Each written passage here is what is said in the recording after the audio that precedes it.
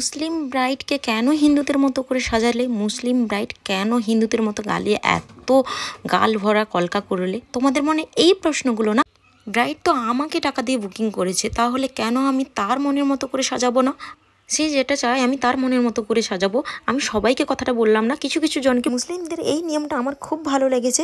বিয়ের দিনে কেউ যদি আসে তার সঙ্গে হাতে হাত মিলিয়ে তাকে আপ্যায়ন করা। হেই হ্যালো এভরিওয়ান, কেমন আছো সবাই? আবারও একটা ব্লগে তোমাদের সবাইকে স্বাগত। তো এই দিন ছিল আমার 3টে কাজ সকাল থেকে।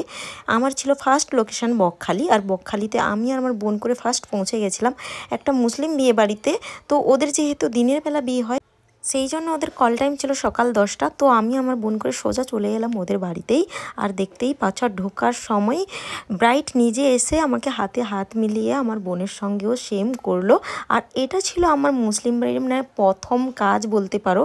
প্রথম কাজ এই কারণে বলছি, আমি যখন একটা ফার্স্ট কাজ করেছিলাম তখন ওদের ফটো ভিডিও ছাড়া আমাকে বারণ ছিল, সেই কারণেই আমি ছাড়তে পারিনি সোশ্যাল মিডিয়া। আর এটা আমার ফার্স্ট কাজ, সেই কারণেই হলো। ওদের বাড়িতে ঢোকার পরেই আমার এক প্রিয় বান্ধবীর সঙ্গে দেখা হয়ে গেল। কলেজে পড়তাম তখনকার দিনের আমার এক বান্ধবী, অনেক বছর যোগাযোগ ছিল না, প্রায় 7-8 বছর বলতেই পারো। আর ওর ফোন নাম্বারটাও আমি হারিয়ে ফেলেছিলাম, আর এসেই চিনতে পেরেছি। ও তো আমাকে ফার্স্ট জড়িয়ে ধরলো, কতদিন বাদে দেখা হচ্ছিল। আর সবাইকে ডেকে ডেকে বলছিল, দেখো আমার বান্ধবী, আমার বান্ধবী। সত্যি আমার সঙ্গে খুব মিশত। আমি তো টাইমে পৌঁছে গেছিলাম, কিন্তু ব্রাইড তখনও রেডি ছিল না, কারণ ছেলের বাড়ি থেকে ড্রেস জুয়েলারি আসলে তবেই হচ্ছে ব্রাইড রেডি হবে। আমি তোকে জোর করে বসলাম, আমি মেকআপটা করি, তারপরে ড্রেস জুয়েলারি আসলেই তুমি তখন পরবে। তারপরে ছেলের বাড়ি থেকে যখন ড্রেস জুয়েলারি নিয়ে আসে, এই আপ্পুটা দেখতে পাচ্ছ, ওরা আপ্পু বলে। তো ওরা নিয়ে আসার পরেই সব কিছু শাড়ি গয়না ফুল টুল থেকে সব জুয়েলারি ছেলের বাড়ি থেকে এসছে। তো ওরা এসেই সুন্দর করে ওকে পরিয়ে দিল। আমিও ওদেরকে হেল্প করছিলাম, যেহেতু শাড়িটা আমি ওনা টোনা এগুলো সব লাগাবো। আর দেখো, মুসলিম ব্রাইড বলে অনেকে ভাববো না যে সে চন্দন করতে পারবে না। ওদের দুটো নিয়ম আছে, সাদের সময় আর বিয়ের দিন ওরা যেরকম খুশি সাজতে পারে, ওরা যেরকম খুশি চন্দন লাগাতে পারে। তবে অনেক জায়গায় মানে না এত গাল ভর্তি করে চন্দন, কিন্তু ওদের বাড়িতে কোনো কমপ্লেন ছিল না যে আমাকে এতটা করে চন্দন কেন করে দিচ্ছ হ্যানা তেনা। তারপরে ওর বর চলে এসেছিলো, বরের একটুখানি ভিডিও করে নিয়েছিলাম। দেন আমরা তাড়াতাড়ি করে বেরিয়ে গেছিলাম। ওরা কিন্তু লাঞ্চ করে যেতে বলছিল, কারণ আমাদের হাতে সময় ছিল না। তো এদের বাড়িতে ক্যাটারিং ভাড়া হয়েছিল, খেলে খাওয়া যেত, কিন্তু আমার টাইম ছিল না বলে ওরা প্যাকেট করে দিয়েছিল, নিয়ে আমরা চলে এসেছিলাম। ওইদিকে দেখতে পাচ্ছ কোলবরকে কীরকম দাঁড়িয়ে আছে। তো ভালো করে ভিডিও করার সময় নেই, বোনকে সঙ্গে করে নিয়ে সেকেন্ড লোকেশানে চলে এসেছিলাম। আর এটা ছিল আমার কুলপি, অনেকটা দূরে। আমি আর ডলি আর আমার বোন করে চলে এসেছিলাম। বাড়িতে ঢোকার মুখেই বলছে এই বাড়ির নয়, আবার অন্য বাড়িতে আছে ব্রাইড, তো ওখানে চলে এলাম। আর এই পুতুল ব্রাইডকে তো তোমরা দেখেছো, কত কিউট ওর ভিডিও, ওর ফটোগুলো তোমরা কত কমেন্ট করেছো, ওর লুকটা তোমরা অনেকে খুব পছন্দ করেছো। তারপরে আমি এখানে ডলি আর বোনকে বললাম শাড়িটা ঠিক করে নিতে। এরপরে আমি ওকে মেকআপে বসিয়ে দিয়েছিলাম, কারণ হাতে একদম টাইম নেই, আবার থার্ড লোকেশানে যেতে হবে, কাকদ্বীপ ফিরে যেতে হবে আমাদেরকে। তো ওর স্কিন প্রিপেয়ার করেই ওর মেকআপটা আমি শুরু করে দিয়েছিলাম। আর তারপরেই একটা দুর্ঘটনা ঘটলো, কারেন্ট চলে গেল।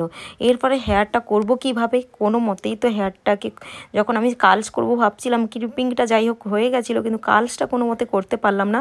ওর বিশাল বড় চুল, আমি চুলটাকে পুরো ছেড়ে দিয়েছি, আর সামনে সরু সরু লাইন করে ওকে একদম সুন্দর একটা লুক দিয়েছি। ওর বর তো দেখে খুবই খুশি, আর খুবই মানে প্রশংসা করছিল, যেটা হয়। আর ও তো খুবই পছন্দ করেছে যে এই লুকটা। তারপরে এখান থেকে আমাদের তাড়াতাড়ি করে বেরিয়ে যেতে হবে। সত্যি ব্রাইডকে সামনে থেকে আরও সুন্দর লাগছিল। আর তো ব্রাইডকে বললাম তুমি একটু টাটা করে দাও, আমরা বেরিয়ে যাব। আর ওর সত্যি কথা বলতে, আরও যখন বাইরে বেরোই, ওই বাইরের লোকেশানটায় ওকে এত কিউট লাগছিল, এত সুন্দর লাগছে। ও সত্যি অনেক কিউট, আর অনেক মানে একদম ফেয়ার স্কিনে, আর একটু আমি হালকা টাচ আপ দিয়েছি, তাতেই ওকে এত সুন্দর লাগছিল। তো এখানে আমি ফার্স্ট মানে সেকেন্ড লোকেশানটা কমপ্লিট করে তাড়াতাড়ি করে বেরিয়ে গেছি থার্ড লোকেশনের উদ্দেশ্যে। আর থার্ড লোকেশানে এসেই আমি ঘর খুঁজে পাইনি। কাকদ্বীপের অলিগলি এমন জায়গা, মানে সত্যিই মাথা গুলিয়ে যায়, মানে কলকাতা শহরের মতো এমন একটা গলি, মানে এত গলি আছে কাকদ্বীপে। আর তারপরে বহু কষ্টে ওরা লোক পাঠিয়ে মেন রোড থেকে নিয়ে গেল।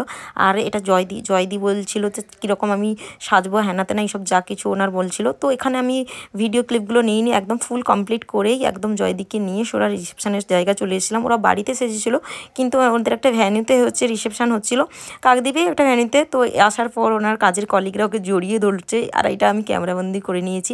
আর জয়দিকে খুবই মিষ্টি লাগছিল। আর এখানে ডেকোরেশনটা তো খুবই ভালো। এরপরেই আমরা খাওয়ার জায়গায় চলে এসেছিলাম। সারাদিন অনেক কাজ করেছি, কিন্তু এরপর পেট ভর্তি করে খেতে হবে। তো খাওয়ার মেনুতে অনেক কিছু ছিল, ভালো খাবার দাবার ছিল। মানে বিয়ে বাড়িতে যা হয় মাছ মাংস দই মিষ্টি এইসবই। তো এখানে খাওয়া দাওয়া কমপ্লিট করলাম। আর ব্লগটা কেমন লাগলো অবশ্যই কিন্তু তোমরা কমেন্ট করে জানিও, ভালো লাগলে লাইক করো। আর তোমাদের স্পেশাল দিনে অবশ্যই যদি আমার কাজ ভালো লাগে বুকিং করতে পারো, আর ফলো করে দিও আর সাবস্ক্রাইব করে দিও। চলো টাটা।